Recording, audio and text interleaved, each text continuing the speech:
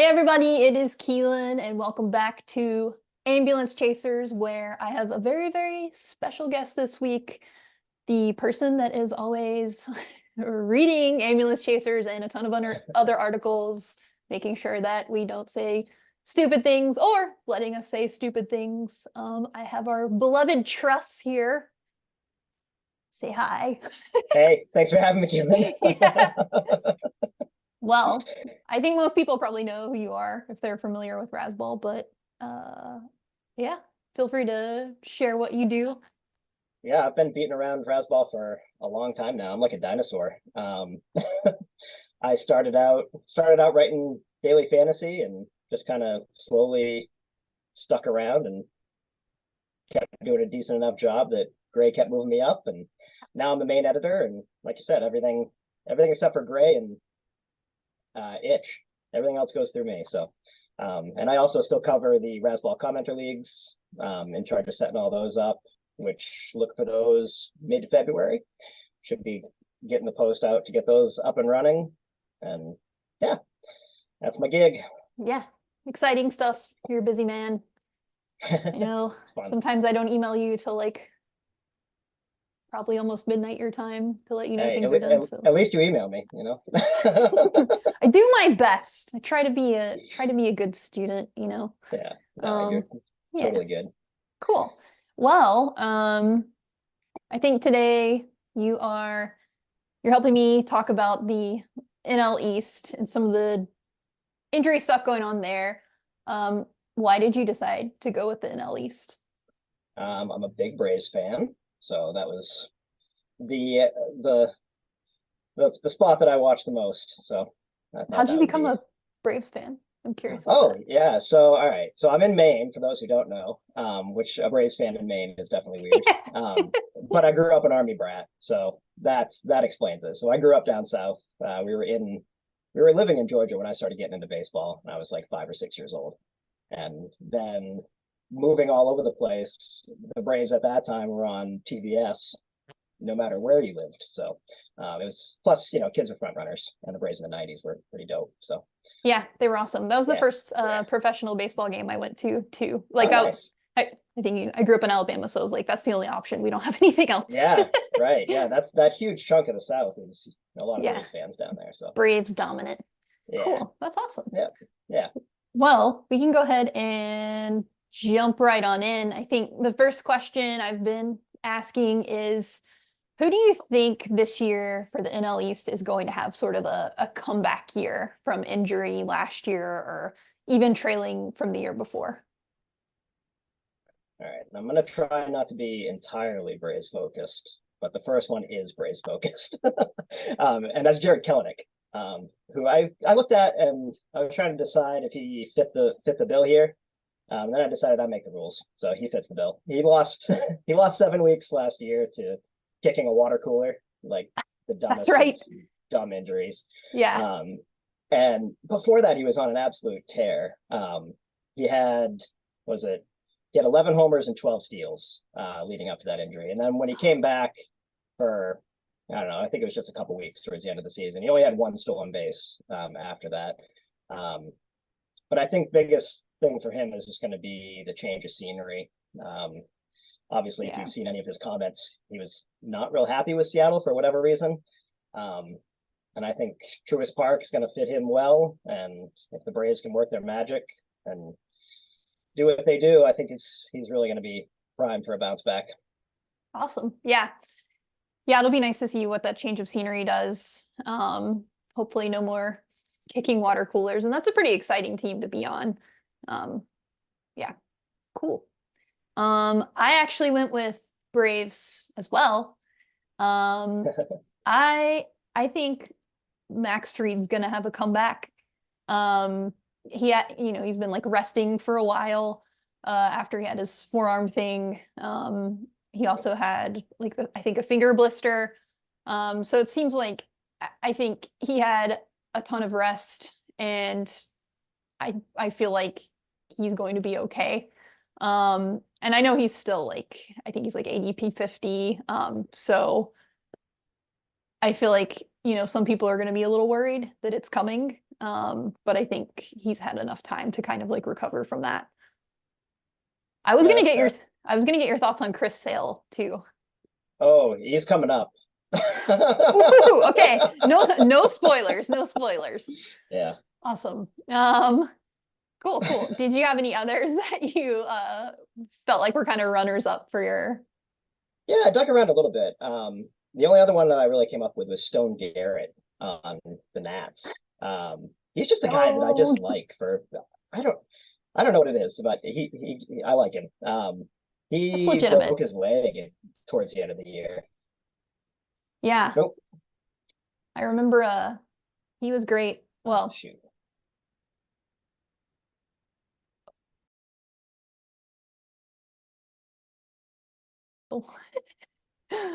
um Word. yeah, Stone Garrett, I was bummed when he got injured because I had been Yeah. enjoying making puns out of his name. Oh, It's it's a good. great pun name for sure. Great for those Razzball titles. Yeah. Um I get it though. I like him So as yeah, well. and he's way down in the ADP charts. He's like basically free. And I'm not sure what's gonna shake out in that outfield um with Dylan Cruz if he's gonna come up, or what they're gonna do out there. But he was a guy, he had 9 homers and 230 something at bats. And Yeah. he's got a little bit of speed too. I mean, that combo, that's always, and he's just fun. Yeah. So Yeah. Cool. That was a good one because I even forgot about him, but yeah, he was really fun to watch last year. Um cool. Well, I guess moving on to the next topic, I am curious about who you are avoiding this year because of injury related items.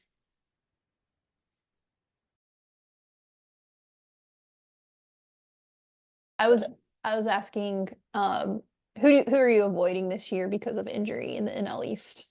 okay, great. So this is where I dive into Chris Sale. Because absolutely no way am I touching Chris Sale. I was so heartbroken when they traded for him. Being in New England, I get, the Red Sox are kind of like my adopted team. I went to college in Boston, so I was there for their World Series runs. That's But cool. man, yeah, Sale is just a walking disaster. I went looking up his injuries after the torn UCL. Obviously, there was the stress fracture in his rib, and he broke his finger. I think punching something maybe, and then he fell off a bicycle and broke his wrist. I mean, it's just like you can't even make this stuff up. And for Red Sox fans, just getting him out of town so you don't have to worry about when his next IL stint's coming up is great. But he's a hard pass for me. Yeah, that makes sense. I've seen a lot of hype around him because of, Yeah. people are like, oh, well, some of those injuries were, like either freak injuries or he was biking. But yeah, even then there were still a ton that took him out for a few weeks, it seemed like. So Yeah, I've seen definitely, that too. Or the Braves will fix him, and yeah. they can only do so much. Yeah. The Braves are like, well, we can fix him.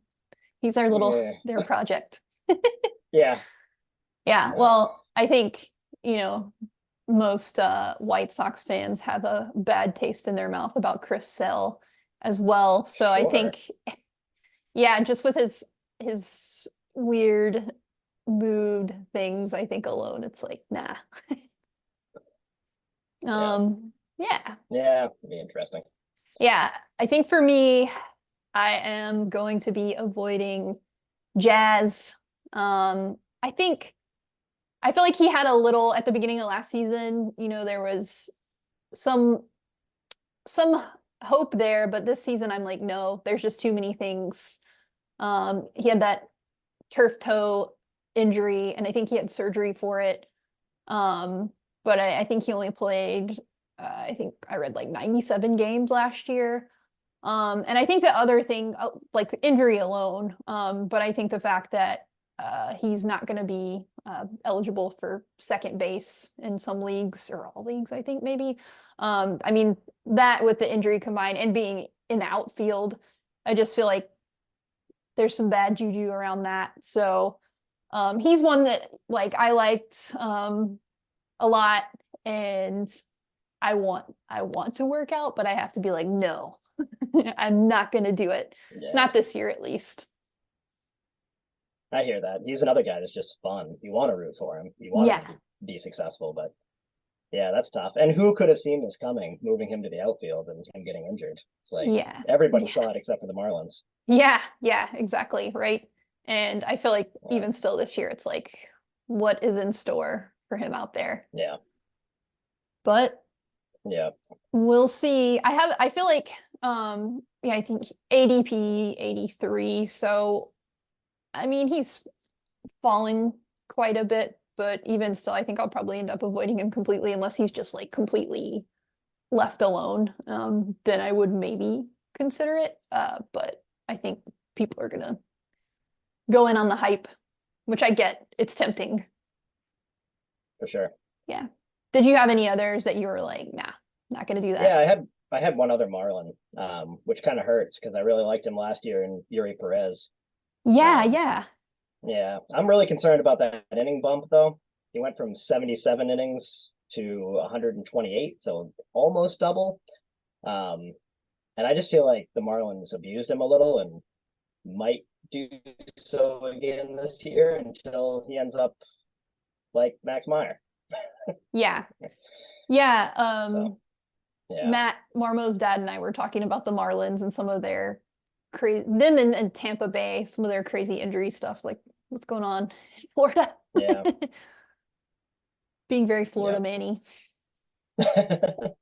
Yeah, cool. Well, I guess for any kind of pickups, just for maybe players that you either picked up last year to replace an injured player or even somebody that you just were like surprised about that you picked up to fill some kind of hole, either that on your roster or just to supplement your bench.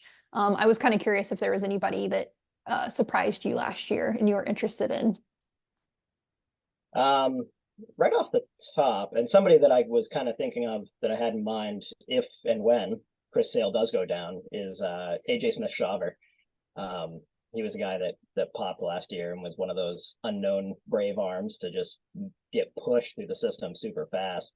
And I like him again this year if the same thing happens to kind of get pushed into service and and deliver some high quality innings again if he gets the chance. And I think he will. Yeah, cool. That's awesome. Did you have any others that kind of stood out to you at all? The only other so I kind of was looking at if my injury concern players do go down, who I might look to. And so on the Marlins would be Max Meyer actually coming back after his Tommy John recovery. If Eury Pérez does go down and he gets a shot at the rotation, which I think he might, he'd be another guy I'd be looking for. Yeah.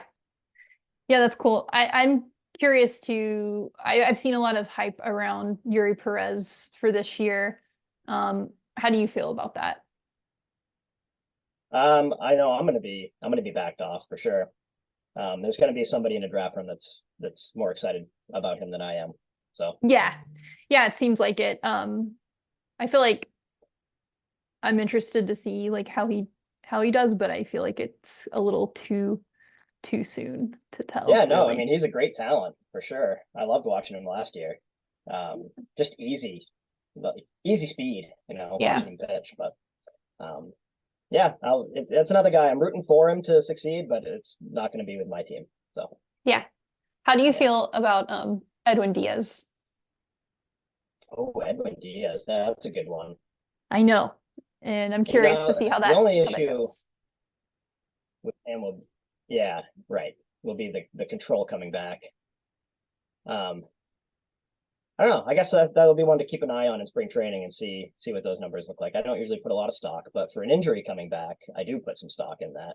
See what Yeah. the velocity is looking like, how the walks are, and jump back in on that if it's looking good. Yeah. Yeah. Yeah. I think I actually, when you mentioned Stone Garrett, um that made me want to kind of like change my choice for this one. Just because yeah, I feel like he is like you mentioned, I think people are gonna kind of forget about him. I think he's going to be a deal. Unless they watch this video, which good job if you made it this far. So that's definitely one that I'm like, oh yeah, now I'm changing my mind, and he's definitely one that I want to have sticking around for my roster. And also, so well, I guess I don't want to make puns about him because if he winds up with me, unless I guess he's an alternative, then that means he's hurt. So hopefully he'll be good. Yeah. I think I did use the pun rocked up on stone last year. Solid. Nice. Yeah. I'll probably recycle that one because it's just too good. Yeah. Cool. Well, I think we covered everything in record time. Yeah, nice. Yeah, we got right to it. Yeah, we did. Also, I love your shirt. It's good. Oh, thanks. I feel like everybody's wearing their like best repping shirts. the roto wear. That's awesome. Yeah. It's so good. It's so good. Yeah, Kenny does good stuff. Yeah. Would you mind sharing where folks can find you on the socials, remind them on Razzball as well? Yeah, sure. So on Razzball, every Tuesday, look for me with an RCL article. And then on socials, on Twitter, at Matt Truss, same on Blue Sky, which I'm trying to be better about getting on to Blue Sky more. So, you know, it's tough habits to break. Yeah, it's a little overwhelming, but yeah. Social media. Cool. Yeah. Awesome. Well, thank you so much, Truss. And yeah, thanks for having me on. Yeah, it's been super fun. And everybody who made it this far, thank you for watching. And we'll be back next week with one of the other NLs. I'm not sure which one, but it'll be an NL. So look forward to that. Bye, everybody.